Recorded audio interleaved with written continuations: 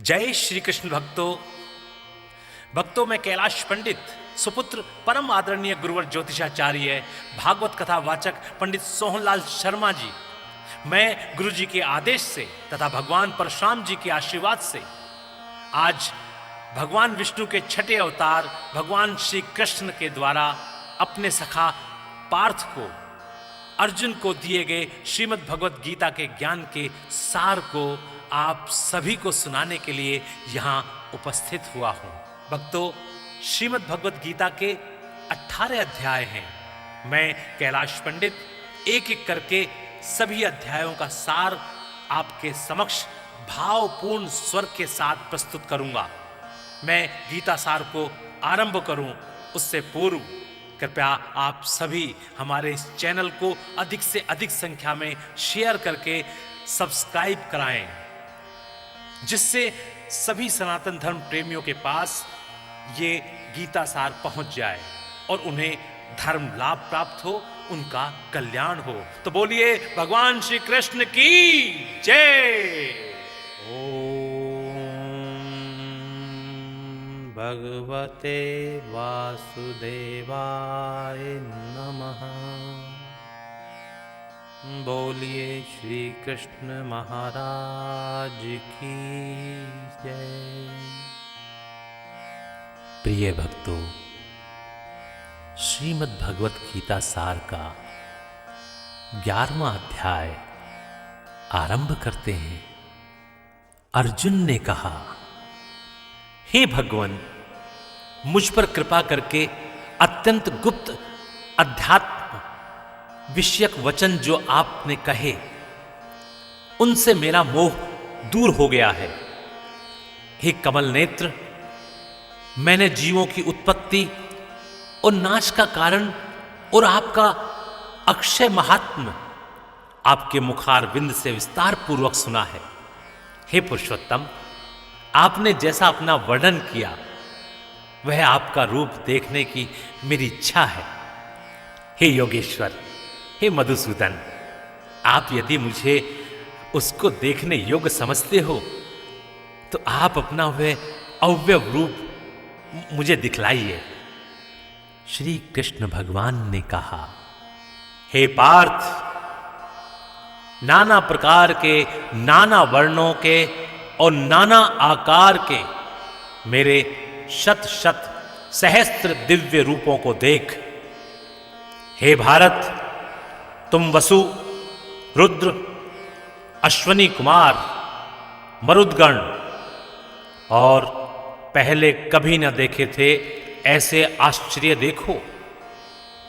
हे गुणाकेश, चराचर सहित यह जगत देखो तथा और जो कुछ देखना चाहो यहां मेरी देह में देख लो, परंतु इन नेत्रों से मुझे नहीं देख सकोगे। इसलिए मैं तुमको दिव्य नेत्र देता हूं, उनसे मेरा दिव्य रूप देखो। संजय ने धृतराष्ट्र से कहा, हे राजन, इस प्रकार श्री कृष्ण जी ने अर्जुन से कहा और उसको दिव्य दृष्टि देकर अपना अलौकिक रूप दिखाया। उस विश्व रूप के अनेक मुख और अनेक नेत्र थे, उनमें अनेक अद्भुत दृश्य थे। देह पर अनेक सुंदर सुंदर आभूषण तथा आयुधों से सुसज्जित थे। देह पर दिव्य दिव्य वस्त्र थे, दिव्य गंध शरीर पर लगे थे। उस समस्त आश्चर्य में अनंत देव के सब ओर मुख दिखाई देते थे। आकाश में यदि हजारों सूर्य की प्रभा एक साथ हो तो उस महात्मा की प्रभा की समानता ना कर सकेंगे। उस समय अर्जुन ने देवादिदेव के शरीर में अनेक प्रकार से विमल इस समस्त जगत को एकत्रित देखा। तब अर्जुन आश्चर्य से चकित हो गया, उसका शरीर रोमांचित हो गया। उसने शीश नवाकर हाथ जोड़कर कहा, हे देव, तुम्हारी देव में सब देव भिन्न भिन्न प्राणियों के समुदाय, कमलासन पर बैठे हुए देवताओं के ईश ब्रह्म, संपूर्ण ऋषि और दिव्य सर्पों को मैं देखता हूं। हे विश्वेश्वर, तुम्हारे अनेक भुजा, अनेक उदर, अनेक मुख, अनेक नेत्र, तुम्हारा रूप अनंत है। तुम्हारे अंत तथा आदि को नहीं देखता, किंतु समस्त विश्व में तुम्हारा ही रूप देखता हूं। तुमको किरीट युक्त गदा चक्र धारे, चारों ओर से दैदीप्यमान तेजो राशि, सर्वत्र चमकते हुए अग्नि तथा सूर्य की भांति प्रकाशवान, दुर्भिक्ष और अपरंपार देख रहा हूं। मेरे मत से तुम ही ब्रह्म जानने की वस्तु, विश्व के महान आधार, नित्य सनातन धर्म के रक्षक, प्राण पुरुष हो। मैं आपको आदि मध्य तथा अंत से रहित अनंत शक्ति, अनंत भुज, चंद्र सूर्य है, नेत्र जिसके ऐसे कांतिमान, अग्नि से सदृश मुख वाला, अपने तेज से संपूर्ण संसार को तपते हुए देख रहा हूं। हे महात्मन, पृथ्वी और आकाश के मध्य का यह अनंत और संपूर्ण दिशाएं आपसे ही व्याप्त हो रही है। आपका यह अद्भुत और उग्र रूप देख तीनों लोक व्यथित हो रहे हैं। यह देखो, देवताओं के समूह तुम्हारी शरण आ रहे हैं। उनमें कितने ही भयभीत होकर हाथ जोड़ आपकी प्रार्थना कर रहे हैं। प्रभु, महर्षि और सिद्धों का समूह स्वास्तिक कहकर नाना प्रकार से आपकी प्रशंसा कर रहा है। रुद्र, आदित्य, वसु, साध्य, विश्वदेव, अश्विनी, मारुत, पितर, गंधर्व, यक्ष, असुर, सिद्ध, इनके संग विस्मित होकर आपकी ओर टकटकी लगाकर देख रहे हैं। प्रभु, हे महानुभाव, हे महाभाव, अनेक नेत्र, अनेक बाव, अनेक जांग, अनेक पेट, कराल दंत युक्त आपका यह विशाल रूप देख सब अत्यंत भयभीत हो रहे हैं और मैं भी घबरा रहा हूं।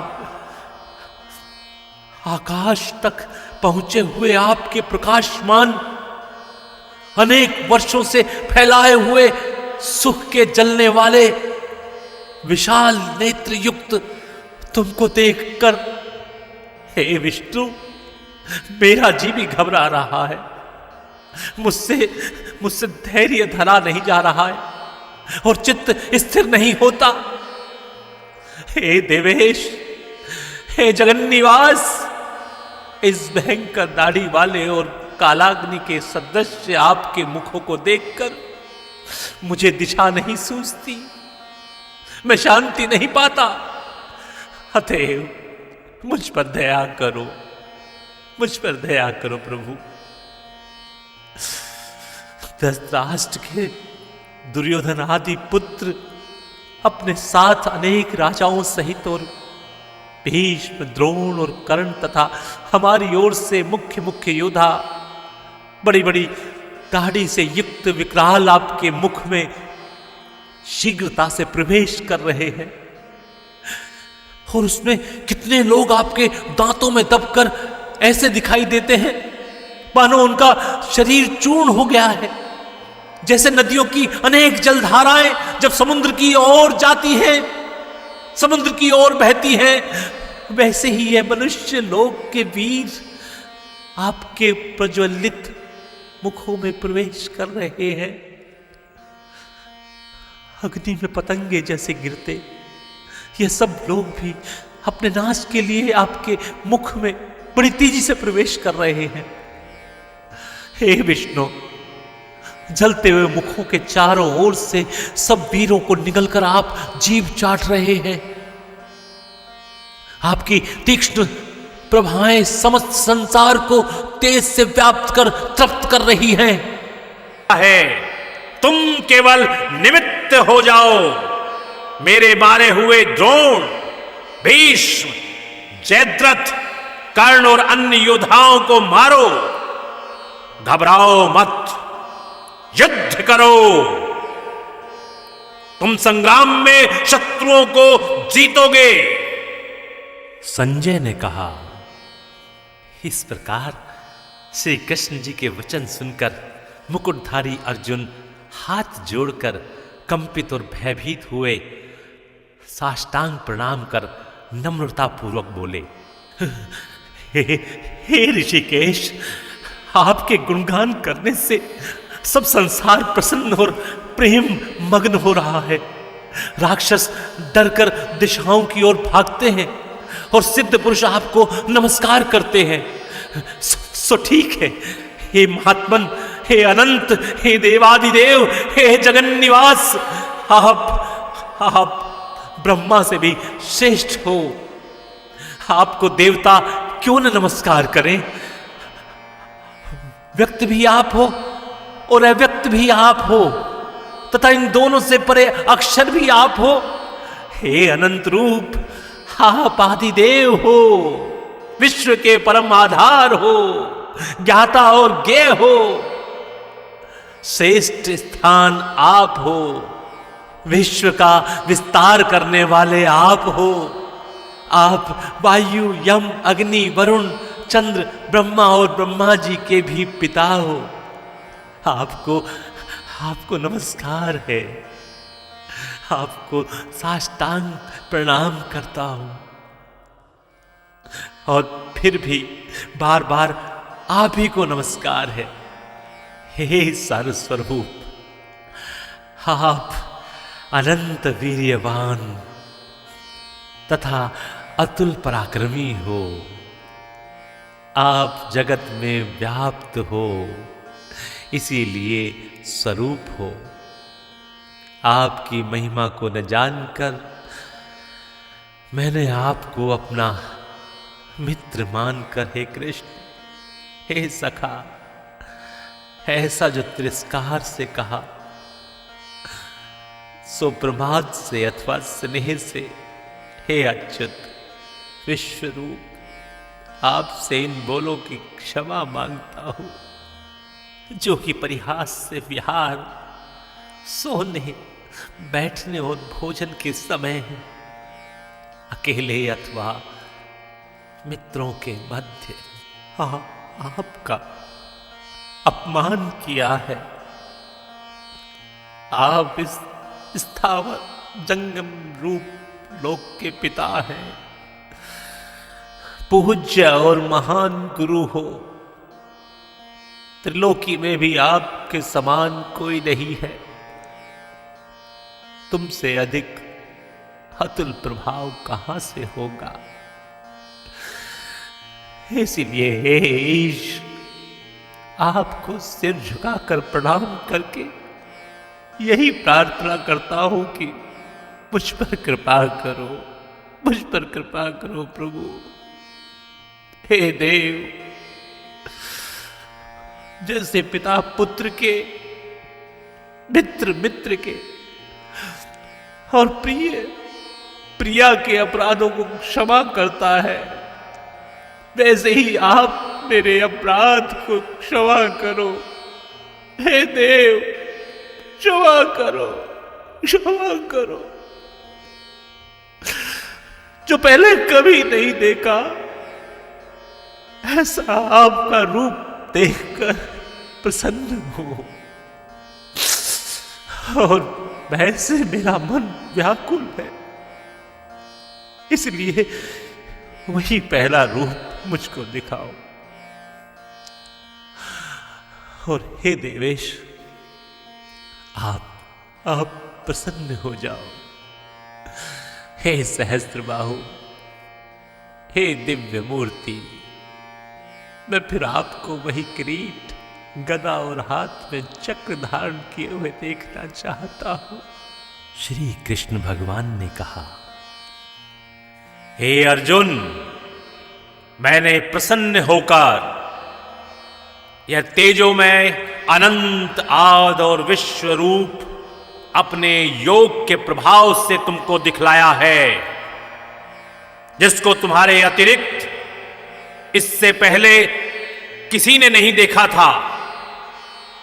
हे पांडवों में श्रेष्ठ, मनुष्य लोक में तुम्हारे सिवाय कोई वेदों के अध्ययन, दान, अग्निहोत्रादि और घोर तपों को करके भी यह रूप धारण किए मुझे नहीं देख सकता। मेरा ऐसा भयानक रूप देख तुम व्याकुल और मूढ़ न हो। भय त्याग प्रसन्नचित होकर फिर तुम मेरे उसी रूप को देखोगे। संजय ने कहा। श्री कृष्ण जी ने फिर अपना चतुर्भुज रूप दिखलाया और सौम्य रूप धारण कर लिया। उस महात्मा ने अर्जुन को जो भयभीत था धीरज बंधाया। अर्जुन ने कहा, हे जनार्दन, आपके इस सौम्य दिव्य मंगल रूप को देखकर मैं अब प्रसन्न चित्त हो स्वस्थता को प्राप्त हुआ। श्री कृष्ण जी बोले, हे अर्जुन, मेरा यह विश्व रूप तुमने देखा है, इसका दर्शन संभव नहीं है। देवता भी इस रूप के दर्शन की आकांक्षा करते हैं।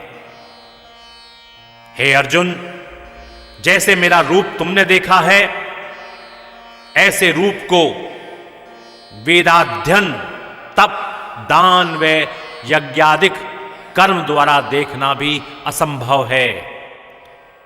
हे अर्जुन, हे परंतप, मेरा जो विश्व रूप है इसको मनुष्य अनंत भक्ति द्वारा जान सकते हैं और तत्व ज्ञान द्वारा इसमें लीन हो सकते हैं। हे अर्जुन, जो कोई मनुष्य मेरी ही भक्ति के लिए कर्म करते हैं, मुझको ही सर्वोत्तम मानते हैं, मुझ में ही भक्ति रखते हैं, सब सांसारिक सुखों से मुख मोड़ चुके हैं, संपूर्ण प्राणी मात्र से वैर त्याग चुके हैं, वे ही मुझको प्राप्त हो सकते हैं। बोलिए श्री कृष्ण भगवान की जय। भक्तों, इति श्री श्रीमद् भगवत गीता सार एकादशो अध्याय। हरे नमः। बोले श्री कृष्ण भगवान की जय। ओम नमो भगवते वासुदेवाय। नमः नमः नमः।